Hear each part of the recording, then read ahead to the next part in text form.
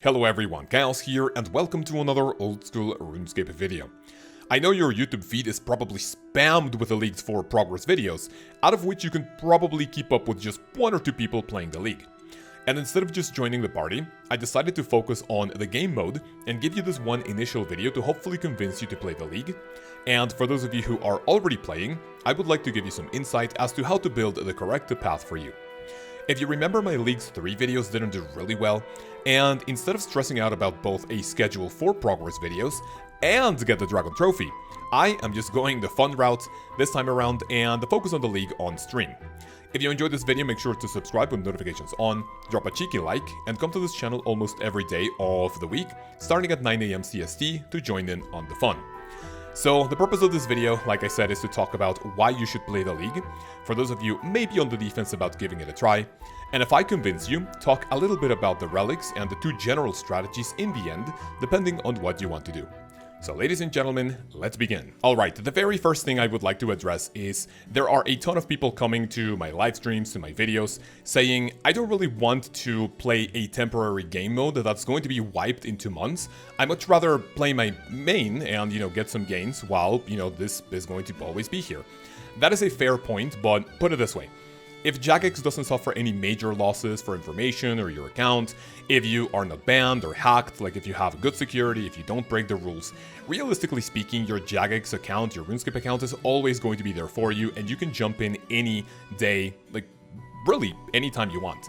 Leagues is only here for 2 months every year, year and a half, or almost 2 years in the break that we had between Leagues 3 and 4. And it is so much fun, the dopamine is insane. If you watch my streams, just for a few minutes you will see that the dopamine levels you get from this is absolutely amazing. It can get a little bit overwhelming at times because there are so many things you can do, but it's just a different way to play the game. And I can guarantee you that even if you're burnt out, if you're gaining some main game gains, you are going to fall in love with this game mode even if you try it for just a little bit. You don't have to max, you don't have to, get to your 500 Tombs of a Mascot to see a lot of experience drops that is going to get the dopamines rolling really, really quickly. So your main account is always going to be there. Leagues is only temporary, so I would honestly say take advantage as much as possible. Now, why don't I recommend trying the game? If you are 100% new to old school RuneScape, if by some miracle you're watching this video and you want to play the game, but you have maybe just heard of old school RuneScape, maybe you tried it like 15, 17, 10 years ago, and you haven't really played it before, I would not really recommend it if you're coming back brand new for 2 reasons. Number 1, things are a little bit overwhelming, like I said before.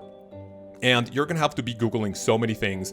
Where do I get this? Because everyone plays as an Ironman, meaning you cannot trade anyone, and you have to get everything on your own.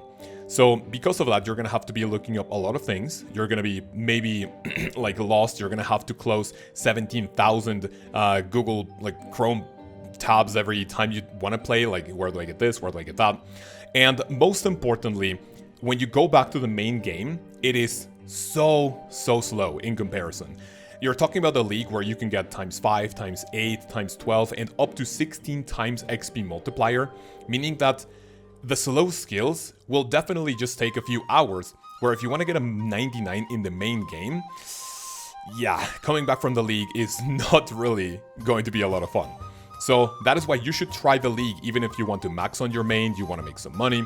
And why I don't personally recommend you try the League if you are a 100% brand new player, or even if you have heard about the game, but you haven't really touched it in a while. Now, if I convince you to try the League, whether you're an experienced player or not, now I want to go over the relics really quickly, because now that we have all the information, I want to give you my general idea of all of them and kind of give you, my reasoning behind picking my relics and of course, what you want to do with them. I should ideally start with tier 1, which is, one of the most important decisions you'll make in the League, but I am going to start with a tier 5 relic. You have Bloodthirsty, Infernal Gathering, and the Treasure Seeker. Why am I starting with a 5th relic? Is because I strongly agree that your first relic depends on what you pick for your 5th one, and here's why. For the 5th one, you have a Bloodthirsty, Infernal Gathering, Treasure Seeker, and if your main goal is to max, if you want as much dopamine as possible, see numbers super quickly and get a ton of 99s, Infernal Gathering plus Endless Harvest is going to be the combination to go for. I'm not saying is the only one, but it's definitely going to, make both of them accelerate and like basically give each other so much power that you're gonna have a ton of dopamine. In my very personal opinion, the Bloodthirsty, the Slayer Relic, is not that powerful because you are already killing so many monsters really quickly. You can use any Slayer Master for whatever you want. You have so many Slayer points. And the Bloodthirsty variant of the monsters are not exactly going to be, extremely powerful for points. Like, don't get me wrong, there's a lot of points for superior monsters and the uniques, but it's not really going to help you that much.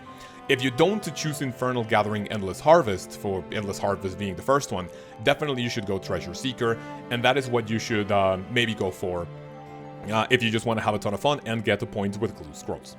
Now, let's go back to the first one, Endless Harvest, Production Prodigy, and the Trickster. If you're playing for the long game, and if you want to get as many 99s as possible quickly, and if you want to max, I would say Endless Harvest is the way to go. Trickster is going to accelerate the early game so much. In the beginning, I fell behind pretty hard because I didn't pick Trickster, I didn't have a lot of money. Agility, I haven't really trained it a whole ton, I'm just waiting for the 16 times multiplier. Trickster is definitely the best early game relic that is not really going to fall off that hard, but still is going to be a little useless, in the future once you're done with the skills related to that. Production Prodigy is definitely nice, but the problem with this one is that even if you get a lot of resources, you're going to finish them so quickly that realistically speaking, you are sure you're getting a ton of XP per hour, but you finish the resources insanely fast and you're just going to have to go get more. And without Endless Harvest, all of your gatherings are going to be very slow, right? So if you want to play for the long term, Endless Harvest is the one to go for, and Trickster is going to accelerate the early game a whole ton. Tier 2 is a no-brainer, I'm not going to spend too much time on this one. Fairy's Flight is the way to go, because all the other teleports, you get like a full Portal Nexus and a full jewelry box on the Globetrotter Amulet. You can still teleport to those areas with jewelry and your normal teleports, and this still depends on what regions you pick. In my opinion, Fairy's Flight is the relic to go for, and it is going to be insanely powerful for a ton of teleports to Fairy Rings, Spirit Trees, and Leprechauns. Tier 3 Relic also is a no-brainer for me, but it's because I went to Banker's Note. Banker's Note is also going to help in the late game, and this one is going to be useful all around. Like, even from the moment you get it, on all the way up until like end the game bossing, PVMing, gathering 99s and everything. Fire Sale is like Trickster. It is an early game relic to get you a ton of points, to get you to, where you want to be, to have like a lot of fun and dopamine. Everything free from stores definitely sounds nice. But once you have a ton of money in the end game, this is going to be one of the most useless relics in the entire game. Definitely keep this in mind and see what you want. Are you playing for the long run to get a Banker's Note? And if you know you are just going to play a few, like maybe weeks or days, definitely just get Fire Sale to get those high and nice dopamine boosts. The fourth one is completely up to you. And like I said in my previous video, this completely depends on your regions, right? I'm gonna say something really stupid that I said on stream, and basically, the relics, you might want to go for the regions where you have a mega weapon, and it's not like you absolutely have to, like if you don't know raids and if you want to go for the range relic, you're not really forced to get a T-bow, but it's just basically going to be like, maybe not griefing, but like I said before, it is going to accelerate and make everything so much more powerful. The thing I said on stream is, it's like, do you want to go to Orlando, but you don't go to the theme parks? Do you want to go to Paris and you don't want to look at the Eiffel Tower? Or do you go to Mexico and do you not eat any taco on your visit here, right? This is the same as picking the ranged relic and not picking Karend, picking the melee relic and not picking Mauritania for the scythe, and picking Magician relic and not going the desert for you to hopefully get the Tunic and Shadow. Like I said before, not obligatory to do this, but it is just, again, going to accelerate everything so much faster, and the dopamine levels are going to go by so quickly.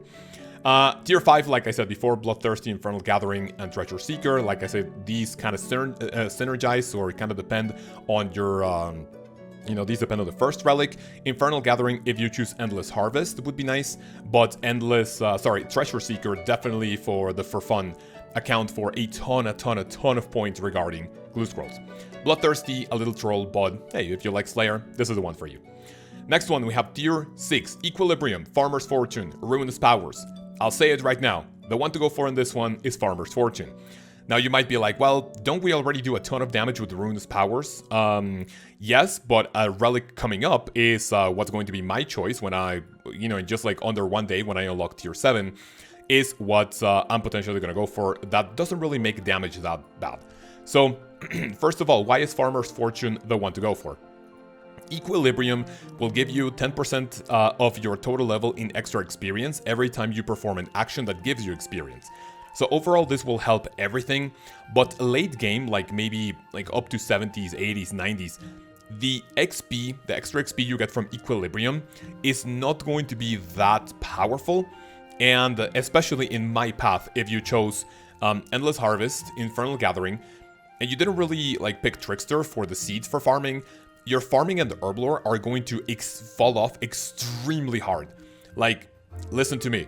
If you go Endless Harvest, Infernal Gathering, please pick Farmer's Fortune if you want to max in, if you want a ton of potions, not having to worry about herbs and farming experience. Equilibrium, like I said, a little troll, and Ruinous Powers if you want to do a little bit more damage, but that is going to not really matter with the next Relic, which is a tier 7. We have Berserk, Soul Stealer, and Weapon Master. Why do I think Ruinous Powers is not that great? Because Berserker actually gives you 0.4% for more damage for each hit point you are missing. If you're on your Slayer task and if you brew, or if you go down to one hit point and if you protect and there's no way for you to die, that is a free 40% extra damage you're doing by basically being at 1 HP. You're basically derrocking, but with any weapon in the entire game, right? Weapon Master is honestly a little dependent on what combat relic you pick. I believe if you go ranged or melee, Weapon Master could potentially be a pretty strong contender, but I've seen a lot of people picking melee and ranged and still going Berserk. I mentioned these two because I believe they are pretty powerful. Soul Stealer is not really that great because, it's basically going to give you more sustain. Your minimum hit is increased by 10%, so, there's barely any, chance where you will hit a 0. And this is nice for minimum damage, like this will balance out in the end, but in my personal opinion, Berserk, even you can still hit zeros, that damage is way too good to be true, right? Or way too good to pass up on, or whatever you say. So Berserk is the one that I will go for tier 7. And the tier 8 is completely dependent on how you want to play the end the game. All of these are 100% geared towards PVM, which is what you should be doing once you are here, because that means you're mostly done with all your questing, all your skilling, and you just want to get those big drops from all the bosses. I am personally going Executioner because it sounds a ton of fun, and I'm going to be doing a lot of solo content like TOA. I'm also doing some of the bosses. Next is going to be important.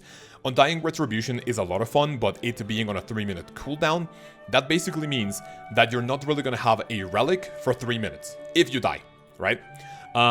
This is obviously only used if you die, so if you're not really using it, even the Guardian Relic is going to, do more damage, be more useful. This is only, this kind of sounds fun, but in the end, okay, sure, it's an extra life, but, if you're in tier 8, then that means you are probably playing a lot. If you're playing a lot, that means you are pretty good at the game. What are the chances of you dying? Probably a little lower. So I would say either Executioner or Guardian would be nice for endgame PVMing, Undying Retribution if you're prone to maybe a few mistakes here and there. And yeah, that is basically it for the relics. Now, for what I recommend for the path, right?